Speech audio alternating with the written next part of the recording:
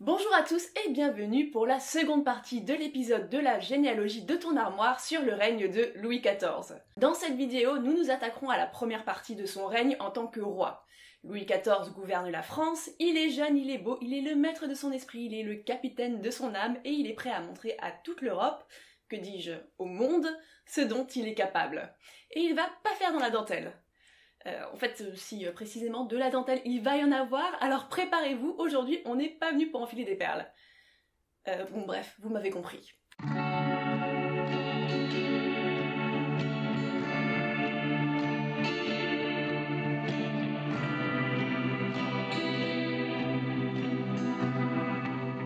Le 3 juin 1660 eut lieu le mariage par procuration entre Louis XIV et l'infante d'Espagne Marie-Thérèse. À ce moment-là, la couronne de France est si endettée qu'Anne d'Autriche dut mettre en gage certains de ses joyaux pour offrir à sa belle-fille les présents de circonstance. Louis XIV n'en était pour autant pas moins flamboyant. Son maître de la garde-robe estimait sa tenue seule à 90 000 livres. Conscient de son apparence, il étudiait ses poses et ses gestes. Sa démarche volontairement calme et sereine, il cherchait à donner l'image d'un roi sérieux, pondéré, droit, digne et attaché à son devoir. Le costume était déjà pour lui un outil politique et diplomatique. Cherchant à envoyer un message rassurant de richesse et d'élégance, la monarchie française avait besoin d'atours, de bijoux, de broderies, ainsi que de soldats et courtisans afin d'impressionner les étrangers. Après l'arrestation du surintendant des finances Nicolas Fouquet le 5 septembre 1661, c'est Colbert qui fut désigné pour relancer l'économie et moderniser la monarchie. Bien que celui-ci inspirait la haine générale de par son ambition démesurée, autant que celle que Fouquet, soit dit en passant, il y avait en Colbert l'un des ministres les plus capables de France. Le roi l'aimait beaucoup et lui faisait entièrement confiance. Il lui écrivit un jour « Pour les finances, j'approuve toujours ce que vous faites et je m'en trouve bien ». L'objectif de Louis XIV et de son ministre était la grandeur de l'État. Cela veut dire avant tout le succès des armées, la suprématie militaire, mais aussi grandeur, faste et magnificence, se traduisant notamment par la construction de bâtiments, dont bien sûr Versailles. Mais pour le faste et la magnificence, on a besoin d'argent. Colbert commença donc par réduire les dépenses de l'État, notamment avec la réduction des rentes de l'hôtel de ville, mais aussi de la taille, la gabelle, et les rentes des fermes qui avaient fait l'objet de maints trafics de malversations. La suite de sa politique se basa sur l'organisation d'une nouvelle économie commerciale. Le commerce, disait-il, est la source de la finance et la finance est le nerf de la guerre. Et aucun commerce ne dépendait davantage de la cour que celui du textile. En effet, cette industrie, sous l'impulsion de la politique de Colbert et Louis XIV, connut un énorme essor. On privilégia les manufactures françaises et les draperies venues d'Angleterre furent soumises à des droits de douane. On encouragea aussi la fabrication de dentelles. On fit venir des Vénitiens auxquels on accorda la nationalité française pour qu'ils apprennent aux Français à améliorer leurs dentelles. Bientôt, celle-ci devint la plus courue d'Europe. Outre les dentelières, un nouveau corps de métier fait son apparition à cette période, les couturières. Avant l'avènement de cette corporation féminine, le monopole de la fabrication de vêtements neufs était exclusivement occupé par les tailleurs. Mais à partir du 30 mars 1675, les couturières ont l'autorisation de vendre des robes de chambre, jupes, juste au corps, manteaux, corps de jupe et tout autre ouvrage pour habiller les femmes et les filles, ainsi que tout autre habit d'enfant jusqu'à l'âge de 8 ans. Au cours de la décennie de 1660, le bureau de Colbert ne cessa d'émettre des réglementations encourageant, protégeant et récompensant le commerce. Il essaya de transplanter vers la France les meilleures industries de chaque pays. Les tapisseries copièrent les dessins perses, et outre les dentelières, on fit aussi venir des miroitiers de Venise, des ouvriers du vêtement des Provinces-Unies et des facteurs de meubles d'Allemagne considérés plus talentueux que leurs homologues français.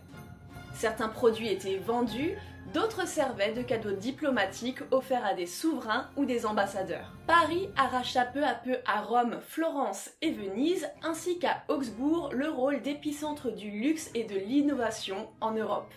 Nous avons énoncé Versailles, mais venons-en aux faits. À l'origine, il s'agissait d'un petit pavillon de chasse construit par son père sur une terre marécageuse. À partir de l'année 1661, Louis entreprit d'agrandir les jardins, puis ne tarda pas à faire ajouter 2 ailes séparées pour y accueillir ses ministres. Si le roi a choisi de bâtir un nouveau château alors qu'il disposait déjà de vastes domaines immobiliers avec le Louvre, les Tuileries, Fontainebleau ou Chambord, c'est moins dans le désir de fuir Paris par peur d'une nouvelle fronde que la recherche du grand air, lui qui appréciait tellement la campagne, ainsi que ce désir d'imprimer sa marque propre. Passionné d'architecture, mais aussi de jardinage et de botanique, André Le Nôtre, avec qui il élabora les jardins, le qualifia de plus grand jardinier du monde. Ouais, rien que ça.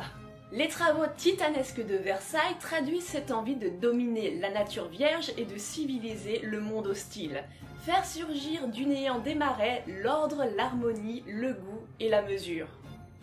Le roi était si fier de son œuvre qu'il écrit de sa main, vers 1697, la manière de montrer les jardins de Versailles, proposant une sorte de promenade initiatique à travers cette œuvre codée, ces espaces allégoriques au symbolisme baroque organisés autour du mythe d'Apollon. Versailles, tout au long du règne, fut un perpétuel chantier sur lequel travaillèrent jusqu'à 36 000 personnes. Cette réussite architecturale, édifiée à la grandeur de l'absolutisme royal, outil de propagande en même temps que ruche destinée à accueillir les courtisans et vitrine de l'art français, c'est à la volonté du roi qu'on la doit. Il ne se contenta pas de s'entourer des meilleurs pour construire Versailles, il corrigeait les projets de ses architectes et travaillait à redessiner les jardins, s'impliquant pleinement dans la réalisation de son œuvre. L'énergie et la curiosité de Louis XIV, ainsi que sa passion du divertissement et son œil avisé pour le talent, firent de Versailles un véritable catalyseur d'art et de culture.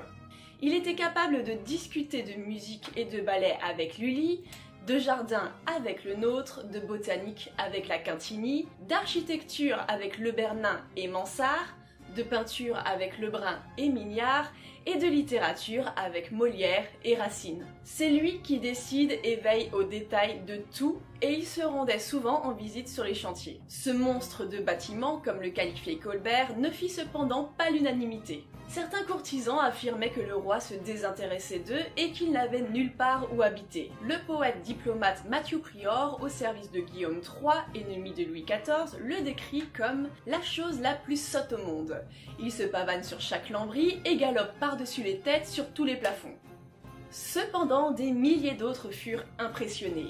Pigagnol de la Force disait de Versailles qu'il faisait l'admiration des siècles à venir et la merveille du nôtre. On affirmait que le roi était capable de dominer la nature aussi bien que les provinces. Tous les souverains européens voulurent avoir leur Versailles, faisant de lui, comme Rome et Venise, l'un des plus grands sites d'Europe.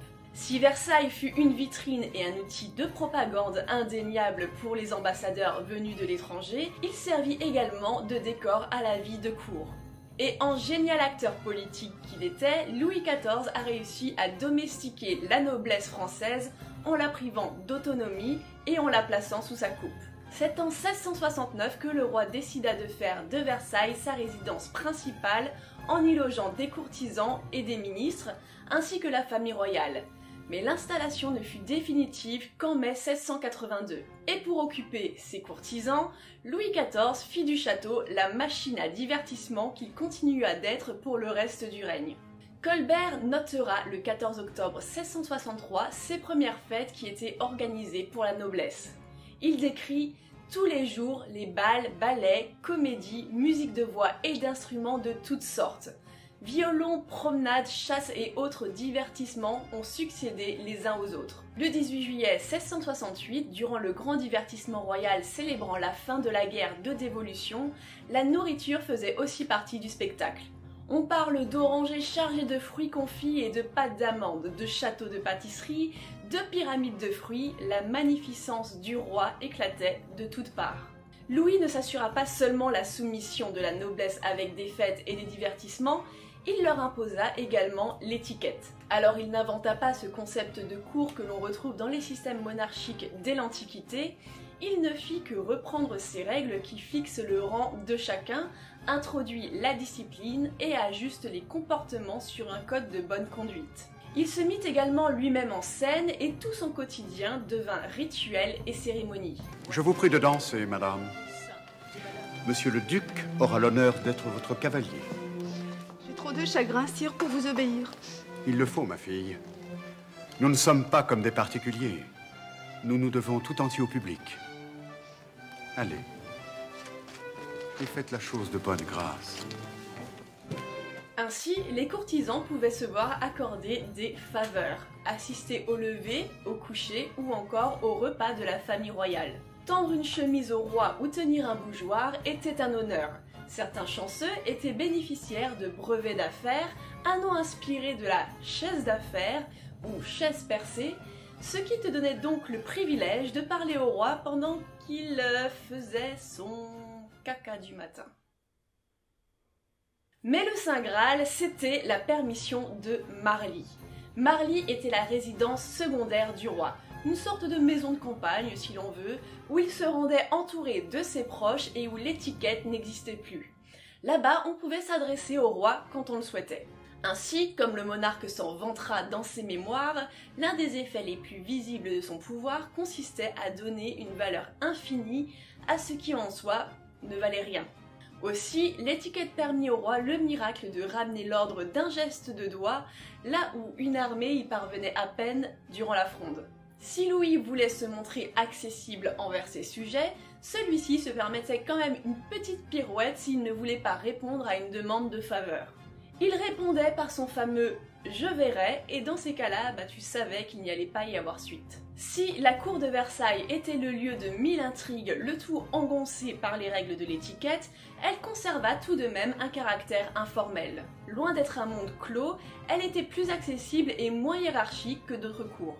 Louis XIV était séduit par l'intelligence et aimait croire qu'il valorisait le mérite, l'aptitude et l'ardeur du travail en choisissant pour favoris des personnes de naissance relativement humbles comme Vauban, Racine ou encore Madame de Maintenon. On lui reprocha d'ailleurs ce penchant quand il élevait ainsi des personnes sorties du néant au lieu de s'appuyer sur les élites naturelles. Une autre part de la fascination qu'exerçait la cour de France résidait dans le fait qu'elle tolérait l'homosexualité, les maîtresses multiples et le jeu. Mais en théorie, l'homosexualité restait tout de même un crime capital. Au cœur de Paris, des homosexuels étaient brûlés vifs en place de grève en 1662, 771 et 1677. Cependant, au sein de la cour, on semblait fermer les yeux sur le vice italien. Monsieur, le frère du roi, ne cacha d'ailleurs jamais son penchant pour les hommes. Homosexuel plutôt assumé, il réagissait à la virilité de son frère en exagérant ses penchants féminins. Il se couvrait de bijoux et de rubans, on dit qu'il partait fardé à la bataille comme s'il allait au bal. Et il ne cacha jamais sa relation avec le chevalier de Lorraine, qui lui se fit exiler en raison de son homosexualité. Et oui, à la cour du roi Soleil, on n'est pas à une contradiction près. Messieurs, si je vous ai réunis aujourd'hui, c'est pour faire une petite mise au point sur certaines règles qui ont l'air de créer un peu la confusion parmi vous. Du coup, on va revoir tout ça ensemble, ok? Le premier sujet, c'était le vice italien, sire. Ah oui, ça. C'est interdit, hein, c'est simple, bûcher. Ok, mais la question était par rapport à votre frère. On ne touche pas à la famille. Ok, donc je raye monsieur de la liste. Par rapport à son amant, le chevalier de Lorraine... Ah, lui je peux pas le blairer. Ok, donc au bûcher. Quoi? Non mais vous êtes pas bien vous, on va pas non plus se mettre à cramer des nobles. On n'est pas des sauvages. Du coup, je note, on ne crame pas les nobles. Ok. Ouais, mais envoyez-le quand même en exil, je peux vraiment pas le blairer. Comme ça, j'aurai plus sa tête, ça me fera des vacances. Ah, par contre, on nous a renseigné certaines mœurs de votre maître à danser, Lully. On ne touche pas à Lully non plus. C'est lui qui est en charge de toute la musique ici. Qui c'est qui va me composer mes ballets s'il n'est plus là? Faut vraiment que ça percute ici, hein. Ok, d'accord, je note, pas les favoris. Voilà. C'est bon, c'est réglé? Oui, bon, globalement, on fait la tête du client, hein. On touche pas à la famille, on tolère chez les nobles, mais on envoie en exil ceux qu'on peut pas blairer, et on ferme les yeux sur les favoris. J'ai rien compris. Ah oui, l'autre sujet qu'il fallait qu'on aborde, c'est la légitimation des enfants nés hors mariage. Ah oui, non, on ne légitime pas les bâtards. Certes. On va pas non plus encourager les gens à avoir des relations hors mariage. Je suis souverain de droit divin. Divin! J'ai des comptes à rendre, moi, faut pas déconner. Au fait, Sire Guillaume III a envoyé sa réponse concernant votre proposition de mariage avec votre fille illégitime. Ah, super. Que dit-il? Alors...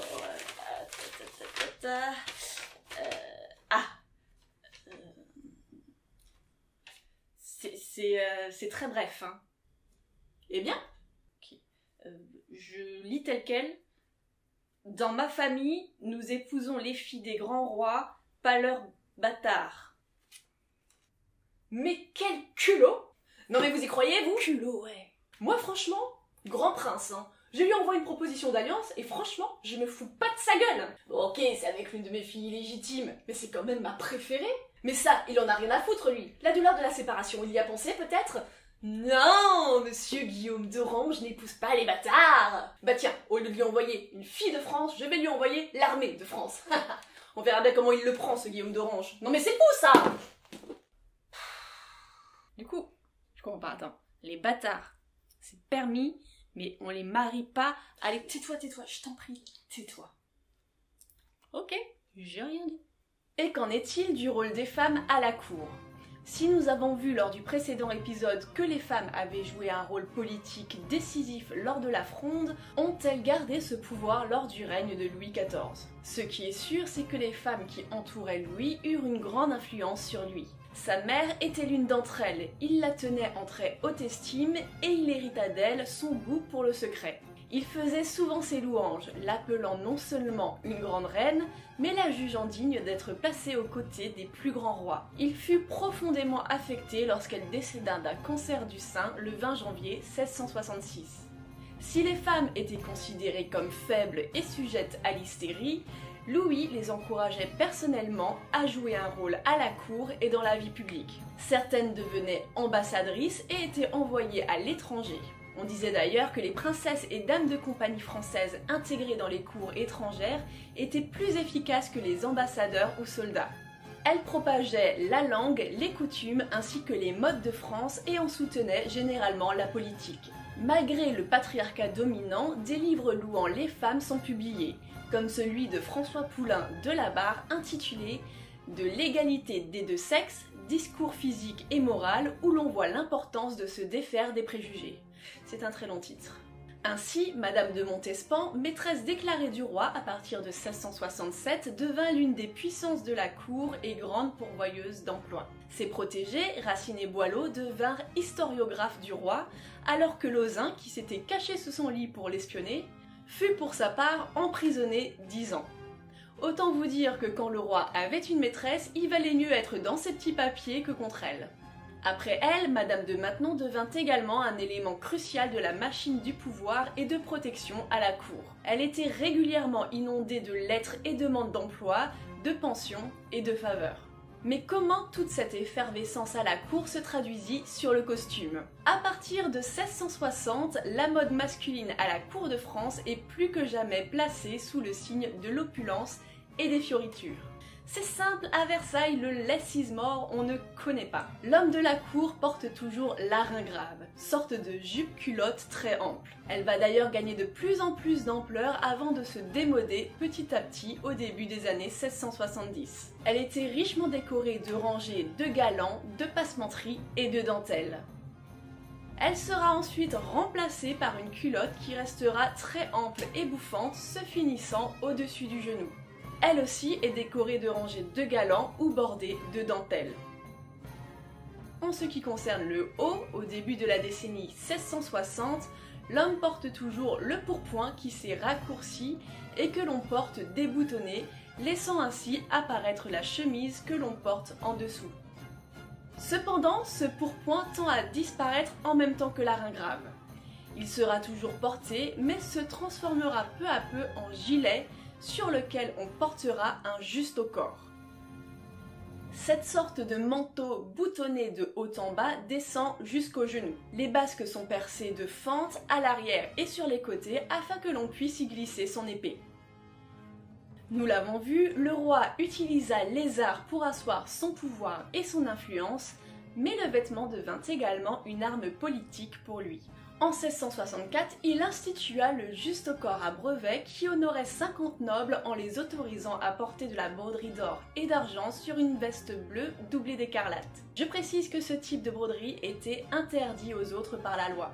En février 1665, en signe particulier de sa bienveillance, il fut décerné, accompagné d'un brevet signé, au prince de Condé. Ce juste corps vous donnait alors le privilège de suivre le roi en toutes circonstances. L'origine du juste corps est militaire. Au départ porté par les cavaliers, c'est à la cour de France qu'il semble faire sa première apparition, puisqu'il est décidé dès 1665 par une ordonnance que des justes corps de couleur bleue avec un galon d'or et d'argent seront désormais portés par les officiers de la maison du roi. Si ce vêtement aux origines militaires a été adopté en raison de la simplicité de sa coupe et de la commodité de sa ligne, une fois qu'il se répand à la cour, il sera orné à profusion. Par-dessus, on porte baudrier en travers de la poitrine et écharpe autour de la taille.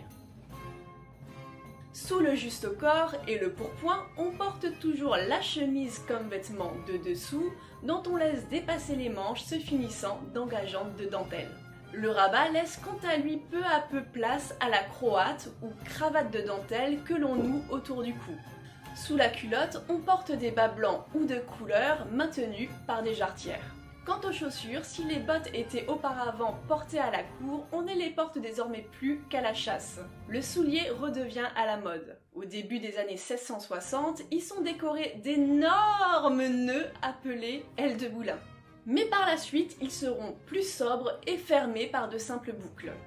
Le talon prend aussi son importance à cette époque. D'abord bas et arrondi, on dit qu'il devient tellement haut qu'il semble vouloir prendre par escalade les cieux.